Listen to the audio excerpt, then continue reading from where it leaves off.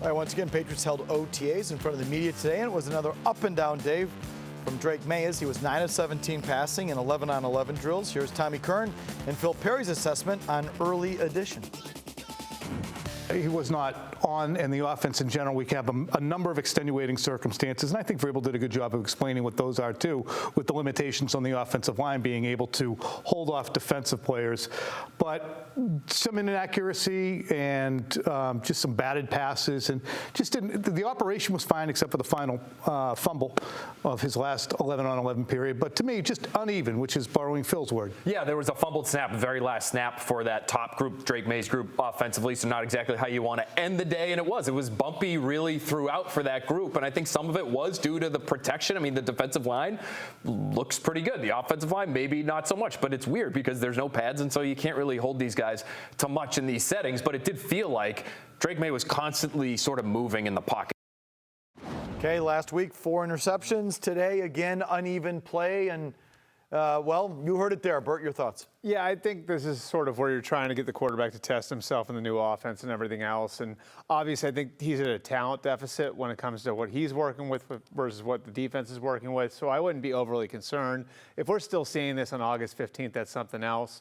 The stuff I have heard that's encouraging is I do think they view him as somebody who can handle the volume of Josh McDaniels' offense, which even if they dial that back, which I think Josh has worked on dialing that back a little bit, is still going to be one of the more complex offenses in the NFL. And so I think part of this is probably Drake drinking from a fire hose a little bit. All right, you're talking about the talent deficit. He's got less than what they have on the other side. Right. Do you feel like that is going to change? I mean, just with reps. What? I'm talking about with repetition. Is it a pure talent thing? Hey, we're just not talented enough, or do you think really talent? Yeah. Okay. I mean, I think so. All these people going win on the schedule. Is that that may be a little misguided then, right? I mean, I think it's like I still think that this is a team that if they get to 500, they'll have done well. Because I look, I know a lot of people want to look at it, and you look at the first month of the schedule, and you see the Raiders, and you see the Panthers, and you see opportunity. Don't you think those teams see the exact same thing? If you're Dave Canales in Carolina and Bryce Young in Carolina, you're coming off of this, you're like, okay, well, we got New England in the first month. We can win that one. The Raiders, Pete Carroll. I mean, you're in that. Those are your peers. Okay, we'll tell you a guy surprisingly who has them in that win-win-win category. But back on Drake Maye, this is sort of the bad news, and some of it's unavoidable because they needed to change coaches. The coaches last year were not good enough. Okay, should have known it from day one. But however, one of the things that Greg Bedard tells us is that the little hitch that Drake Maye had early last year is back, okay? Drake Maye, he also said that Josh Dobbs outperformed Drake Maye today, okay? So there's a hitch. There's a veteran there who looks better day one, which is exactly where we were last year, okay? Early on in camp, Brissett outperformed. Drake Maye got off to a slow start. There was a hitch in his delivery, all this stuff. And then Drake Maye burst through it, evolved, and had a good year and a promising quarterback and all of that. So I think we can expect the same this year, except what we should have been expecting, Bert, is that he builds off of last year. So, that where he ended last year, ideally, is where he starts this year. And we don't just have a repeat of year one, which is what I feel we're going to have. I wonder if this is sort of the cost of the coaching change. Yes. Because I would say this, yes, you should expect better play out of everybody this year because of the improved coaching, but this is where we are going to see the cost of going through a coaching change. And one thing I think Alex Van Pelt was really good with, that I think people who've worked with him would tell you he was really good with, is the mechanical quarterback stuff and getting his feet where he needed to be and getting his eyes where they needed to be. And I think there was mechanical improvement for Drake Maye from his final year at North Carolina to his first year in the pros, because I think Alex Van Pelt is very good in those areas. And so if the hitch is back, I am a little concerned about that, because that means maybe some of the work that Alex Van Pelt did over his rookie year might need to be redone a little bit. All right, let's take a look at the Ford Big Board. Built for America, built Ford. Proud the last 3 seasons, the Patriots offense has been a mess, obviously. In 2022, bottom third in the league. But the last 2 seasons, they were basically bottom of the barrel as well in every major category. Here's what Vrabel today said when asked if the defense is ahead of the offense at camp.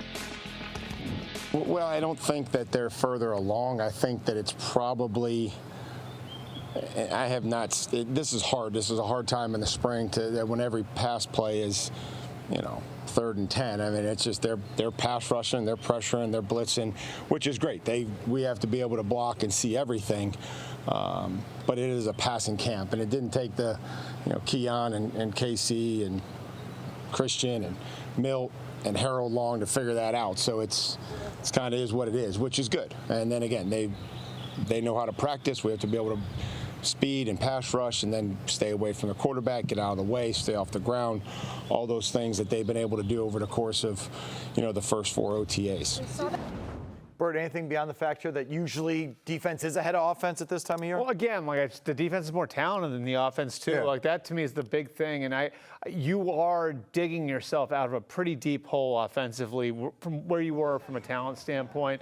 They still have to figure out if the left side of the offensive line is fixed with Will Campbell and whoever's going to play left guard. They still have to figure something out at receiver. I mean, you're okay at running back. You're pretty good at tight end. And then you got the young quarterback. So there are far more questions from just a talent standpoint, from a personnel standpoint on offense than there are on defense. So it's everything Mike talked about, on top of the fact that you just have a much better group from a talent standpoint on the defensive side of the ball. Right? It's only May. I keep telling myself it's only May, so I shouldn't overreact. However, they came out of free agency. They were flying out of free agency. Give me Milt Williams. Give me Harold Landry. Give me Carlton Davis. Give me Spillane. I mean, they were just picking all these guys off. Did they do enough offensively? Even with their draft picks at the beginning, Will Campbell and Henderson and the guard and the center from Georgia, they did a lot on draft day. Did they do enough offensively? Because you should not be able to sit here so casually and say, hey, well, defense has a lot more talent than offense. I mean, but that's what you're saying. But that's the thing is, this was not a single offseason rebuild. That's the whole point I've tried to make the whole time is they had such talent issues on this roster that were, metastasized over 4 years, 5 years. Big words. Look 6 at years. you. It's a Gasper word, right? Yeah. 4, 5, 6 years of just really horrific drafting. It's really hard to fix all of those at once. And that's the thing is I look at the offensive line situation. Okay, tell me what you were going to do to fix that.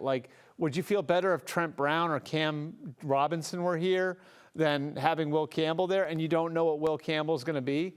At receiver, was there this magic wand that you were going to be able to wave? There just weren't answers out there. And so I do think you look at it, and this is part of where the league's going too. It's harder to find offensive talent on the free agent market. You sort of have to draft and develop on that side of the ball, and that's going to take longer.